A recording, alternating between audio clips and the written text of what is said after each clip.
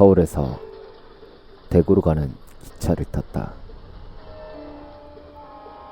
평일인데다 자정이 넘는 시각이지만 기차칸에 승객이 나 하나밖에 없다는 것은 상당히 겪기 힘든 경우였다. 자리를 옮겨 그래도 사람이 좀 많은 칸을 찾아볼까? 라는 생각도 해봤지만 이내 그만뒀다. 애도 아니고 혼자 있는 걸 두려워할 나이는 지났지 않은가. 출발 시간까진 아직 몇 분이 남아 있었다. 역의 매점에서 읽을 거리를 사는 걸 까먹었네? 라고 깨달았지만 이제 와서 매점까지 다시 다녀오기엔 시간이 너무 촉박했기에 한숨 자기로 마음먹었다. 좌석에 비스듬히 기댄 채 외투를 벗어 얼굴 위에 헐렁하게 덮어놓았다. 하지만 낮에 잠을 좀 자둔 탓인지 영 잠이 오지 않았다. 몇 분을 그렇게 있다가 도무지 잠이 오지 않았기에 외투를 벗어 던지고 차창 밖 구경이라도 하고 있을까 생각하던 찰나였다. 기차칸의 문이 열리는 소리가 들려오고 발자국 소리가 내 쪽으로 다가오는가 싶더니 바로 옆쪽 건너편의 좌석에 누군가가 털썩 걸터앉는 소리가 들렸다. 그리고 잠시 뒤 두 사람의 목소리가 들려왔다. 정말 큰일 날 뻔했네요, 선배님.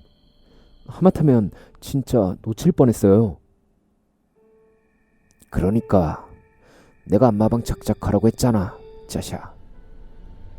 아직 젊은 새끼가 왜 그렇게 밝히는 거야? 안마방 간 거 아니에요. 옆에 사람도 있는데 좀 조용히 좀 해주세요, 선배. 뭐 어때, 짜샤. 자고 있는 모양인데. 그러는 네 목소리가 더 크다. 애초에 안마방 매니아가 안마방 간 게 뭐 그렇게 이상한 일이야? 목소리의 주인들은 각각 청년과 중년의 남성으로 각자가 가늘고 굵직한 맛이 뚜렷한 게 직접 보진 않아도 주인의 얼굴이 절로 떠오를 만한 특색이 있었다. 잠을 자는 것처럼 보이는 날 의식한 탓인지 두 명의 목소리가 한층 작아졌지만 눈을 감고 있는 데다 애초에 기차칸이 텅 비어있기 때문에 들리는 것엔 별다른 차이가 없었다. 진짜 안마방 간 거 아니라니까요, 글쎄. 잠시 친구랑 볼일 좀 보고 있었어요. 오랜만에 만난 중학교 동창인데 갑자기 부르시고. 별 수 없잖아, 짜샤. 너랑 나 빼고 모두 딴 데 묶인 몸인데 그럼 어떡하냐? 아휴, 강치련이 그 새끼 어저께 잡아놓고 좀 쉬나 했더니만. 그래, 무슨 일이라는데요? 몇 마디의 대화를 더 듣자 두 사람이 형사라는 사실을 알 수 있었다. 젊은 목소리에 말로 미루어 보아 뭔가 급한 일이 생겨 오밤중에 기차를 타고 내려가는 모양이었다. 여튼 그래서 반장한테 갔더니 시팔 살인이란다. 그것도 연쇄살인. 벌써 10명 가까이 죽었대. 예? 젊은 목소리에 화들짝 놀라는 소리. 나 역시 얘기를 듣자마자 순간적으로 놀란 나머지 하마터면 허! 하는 소리를 낼 뻔했으니까. 이런 시간에 기차를 타면서 바로 옆자리에 앉은 형사들로부터 살인인이 뭐니 하는 얘기를 엿들을 거라고 상상이나 할 수 있었겠는가. 잠깐의 정적이 흐르는 사이 덜컹거리는 소리를 내며 기차가 출발했다.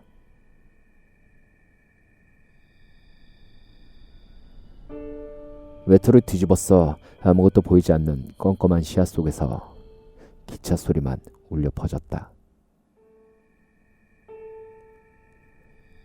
젊은 형사가 입을 연 것은 2분 정도가 더 지나고 나서였다. 10명 다 대구에서 죽었답니까? 아까 대구에서 강력계 일 맡고 있는 애하고 전화했는데 그런 소리 안 하던데요? 아니, 인천이야. 원래 그쪽 애들이 맡고 있던 사건이었는데 오늘 저녁에 유일한 용의자를 서울역에서 목격했다는 제보가 들어왔어. 서 있던 플랫폼 위치가 이 노선의 기차를 탄 것 같다는데. 근데 그건 대구 쪽 애들이 알아서 할 문제지. 왜 우리 보고 가라 한답니까? 원래 우리 관할도 아니라면서요. 아직 대구 쪽엔 연락이 안 간 모양이야. 아니 그럼 대체 왜?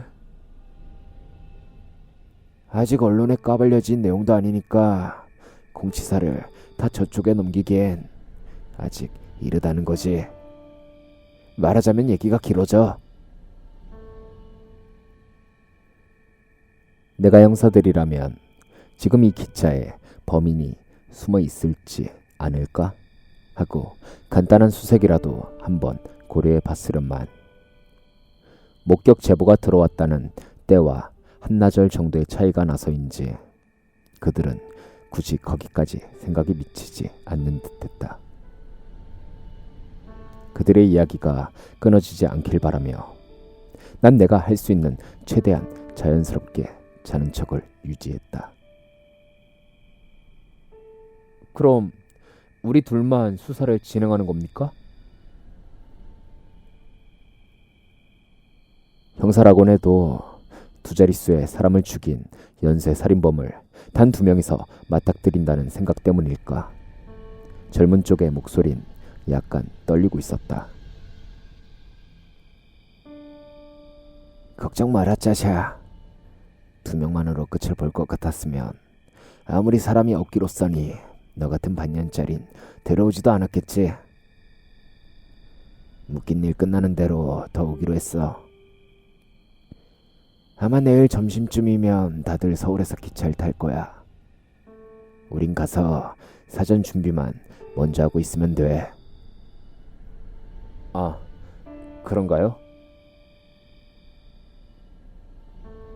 비웃을 만한 일은 절대 아니었지만 다행이라는 듯 휴 하고 한숨을 크게 내쉬는 소리가 뭔가 우스워서 그만 쿡 하는 소리를 내고 말았다.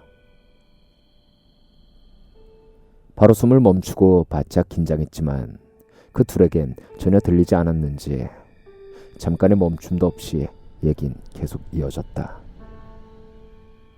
근데 어떤 미친놈이랍니까? 그게 말이지 진짜 어이가 없더라니까. 너도 들어보면 알겠지만 이 얘기를 100% 곧이곧대로 믿어야 할지 말아야 할지 솔직히 모르겠다. 예? 종이장 펄럭거리는 소리, 이어서 젊은 목소리의 탄성. 우와! 진짜 잘생겼네요. 직업이 무려 배우란다. 영화를 찍기로 되어 있었는데 영화 이전에 이미 연극이나 이런 쪽에선 이름난 유망주였대. 근데 그런 유망주께서 어쩌다 연쇄살인범이 된 겁니까? 뭐 사이코패스나 이런 건가요? 하긴 사이코패스들이 원래 겉으론 매력이 넘친다고 하더라고요. 아니 그거랑은 좀 다른 것 같다던데 의사말론. 그러면서 굵은 목소리가 본격적으로 이야기를 풀기 시작했다. 초여름쯤인가 올 겨울에 촬영을 들어가기로 해놓고 영화 배역이 정해졌다는 거야. 무슨 공포? 액션? 여하튼 영화에서 악역으로 나오는 살인범 역할을 맡았다는데 이게 상당히 큰 제작비에 영화계에서 걔 알아주는 감독까지 무지 기대작이었다는군. 당연히 카메라 앞에 처음 찍는 입장에선 긴장이 될래야 안 될 수가 없었겠지. 거기 파일 넘겨보면 알겠지만 지인들 말론 대본 보면서 연기를 준비하는데 무지 스트레스를 받았대나 봐. 그럼 그 스트레스 때문에 살인을? 아니 임마, 얘기 끝까지 들어봤자샤. 여하튼 몇 달이 지나도 연기가 좀처럼 마음대로 되지 않으니까 이 양반이 일종의 극약 처방을 한 모양이야. 하루에 10시간가량을 대본 읽으면서 연습하는 것도 모자라서 평소 생활에서 마치 자기가 그 배역 속의 인물인 양 행세란 거지. 말투나 머리 모양이 바뀌는 건 보통이고 평소에 사교성 좋기로 소문난 사람이 지인들끼리의 모임 같은 곳에도 안 나가기 시작하더니 날이 갈수록 연락이 되는 횟수조차 뜸해지고 사건이 벌어지기 일주일 전부터는 친구들이 찾아가 집문을 두드렸는데도 얼굴조차 내밀지 않고 쫓아버렸다고 하더라고. 완전히 작품 속에 나오는 음침하고 기분 나쁜 악역으로 사람이 바뀐 거지. 가택 수사 땐 일기까지 몇 건 나왔다는군. 일기요? 그래, 작품 속 인물에 몰입하기 위한 일종의 연습 방법이었던 모양인데 작중 인물의 시점으로 쓴 일기가 적혀 있었대. 근데 이게 가관인 게 일기를 쓰기 시작한 지 얼마 안 된 앞부분은 누가 봐도 그저 어설프게 범죄자를 흉내를 내는 일반인 일기지만 장수가 뒤로 넘어갈수록 점점 증세가 심각해져서 맨 뒤쪽 부분은 경우에는 정말 범죄자의 것과 별다른 차이를 느낄 수 없을 정도라고 하더군. 범죄 심리 쪽 전문가가 혀를 내두를 정도니 말 다 했지. 그럼 설마 네 예상대로다. 10명 중 9명은 특이한 방법으로 살해당했어. 일단 근육 이완제를 써서 피해자를 산채로 제압하곤 온몸을 꽁꽁 묶고 신체 모든 부위에 무수한 칼자국을 내는 거지. 내장까지 손상될 정도는 아니지만 출혈이 끊이지 않을 정도로, 그리고 과다출혈로 죽을 때까지 상대방을 응시한다. 실제로 범인이 피해자를 죽을 때까지 보고 있었다는 증거도 목격도 없지만 아마 확실할 거야. 대본에 적힌 녀석의 배역의 살해 수법이 바로 그거였거든. 젊은 목소리가 질렸다는 투로 길게 신음을 내뱉었다. 확실히 이미 잔인함의 여부를 떠나 과연 사람의 행위인지 그 자체가 의문이 들 만큼의 잔혹한 행위이다. 외국이라면 모를까 한국의 경우엔 이렇게까지 피해자에게 가학적인 행위를 가하는 연쇄 살인범의 전례가 존재하지 않으니 더욱이 앞으로 범인과 직접 맞댈지도 모르는 형사의 입장에선 보통 소름 돋는 소리가 아니겠지. 근데 근육 이완제는 어떻게 구했답니까? 병원에서 훔쳤다더군. 내가 방금 10명 중 9명이라고 했지. 다른 피해자들과 유일하게 다른 방법으로 살해당한 것이 이 간호사였어. 강간당한 후 병원 지하 주차장에 청소용구함에서 발견되었지. 진짜 엄청난 이야기네요. 작중 인물의 몰입을 지나치게 해서 생긴 정신질환이 계기가 되어 죽었다는 배우의 얘긴 들어봤지만 이건... 그렇지, 정말 기가 막힌 이야기지. 평소 주위의 평판은 바른 생활 사나이 그 자체였다는데 단지 연기를 열심히 했다는 이유로 극악무도한 살인범이 되다니. 말 그대로 성실히 낳은 비극이군요. 정말 아이러니하네요. 그리곤 저마다 생각에 잠긴 듯 두 사람의 대화는 여기서 끝났다. 나 역시 이 엄청난 이야기에 대해 곰곰이 생각해보지 않을 수 없었다. 성실이 낳은 비극이라. 언뜻 보면 젊은 형사의 결론이 맞는 것처럼 보이지만 난 좀 다르다고 생각했다. 아무리 뛰어난 집중력과 풍부한 감수성의 소유자라 해도 단지 극중 배역에 몰입했다는 것만으로 선하던 사람이 갑자기 완벽한 살인마로 탈바꿈할 순 없다고 생각한다. 단순히 선에서 악으로의 1차원적인 변환이 아니라 뭔가의 개입이 있었다면. 그래, 예를 들면 그 배우라는 자의 마음속에 배역을 맡기 전 아주 오래쪽부터 계기가 되는 씨앗이 잠들어 있었다고 하면 어떨까? 물론 이 씨앗은 가치관에 직접적인 영향력을 미치기엔 그 크기가 아주 작은 데다 마음속 저 깊은 곳에 꽁꽁 숨겨져 있어서 그것을 가지고 있는 본인 또한 전혀 눈치채지 못한 채 인생을 살아왔을 것이다. 하지만 씨앗이란 건 언제까지나 땅속에 파묻혀 있지만은 않는 법이다.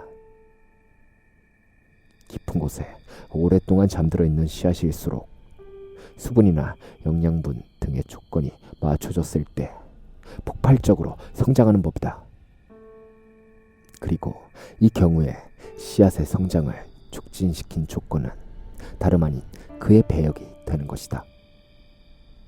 배우로서 오래 생활해온 그로서도 전례가 없을 정도의 악역으로의 깊은 몰입. 그 몰입이 절정에 달했을 때 배우라는 자는 연기의 성취보다도 배는 만족스러운 뭔가를 느끼고 있는 자신을 발견한 것이 아니었을까? 내가 이렇게 생각해봐야 진실은 본인만이 아는 것이겠지. 한동안의 긴장 섞인 몰입과 사색을 거치고 나자 몰려오는 졸음을 느낄 수 있었다. 두 형사 덕분에 지루하지 않게 시간을 때울 수 있게 된 셈이었다. 물론 그런 데에 쓰일 얘기치곤 지나치게 스케일이 큰 얘기였지만 난 기분 좋은 한숨을 작게 내쉬며 눈을 감았다. 반쯤 잠이 들려는 가운데 두 사람이 다시 얘기를 시작했다. 졸음이 깰 정도는 아니었지만 자연스레 집중이 되면서 이야기가 내 귀에 들어왔다. 야, 짜샤. 네? 그러고 보니 생각난 게 있는데 말이야. 아까 얘기에 대한 건데 심각하진 않고 그냥 심심풀이. 그게 뭡니까? 그 배우라는 새끼 말이야. 목소리가 아주 좋다나 봐. 대학 다닐 땐 아나운서를 목표로 한 적도 있었고 성우 아르바이트도 몇 번 했다던데. 그렇습니까? 또 목소리가 좋은 걸로 끝나는 것이 아닌 게 성대모사도 아주 수준급인가 봐. 웬만큼 특색 있는 목소리라면 남녀노소 구분하지 않고 똑같이 따라하는 게 가능하다고 하더라고. 와, 멋지네요. 그지? 아마 내가 그 새끼라면 여러모로 유용하게 써먹었을 거야. 예를 들면 그 재수없는 간호사년 낚을 때도 말이지. 인터컴에 대고 의사 2명이 있는 것처럼 목소리를 번갈아서 들려주니까 반색을 하고 문을 열어주더란 말이지. 문을 연 다음에 내 얼굴을 봤을 때의 표정이 아직도 잊혀지지가 않아. 정말 죽이는 재능이라니까. 우와. 또 이런 사용 방법도 있지. 거의 자정이 다 돼서 기차를 탔는데 이게 웬 떡이야. 열차 칸에 웬 놈 하나만 외투를 뒤집어 쓰고 덩그러니 앉아있는 거야. 마침 심심할 것 같았던 찰나였는데 하느님이 보호하셨지. 딱 봐도 외투를 덮은 게 자꾸 꼼지락거리는 게 자는 척만 하는 것 같은데 이 새끼를 어떻게 하면 재밌게 갖고 놀다 죽일 수 있을까 고민을 하다가 말이지.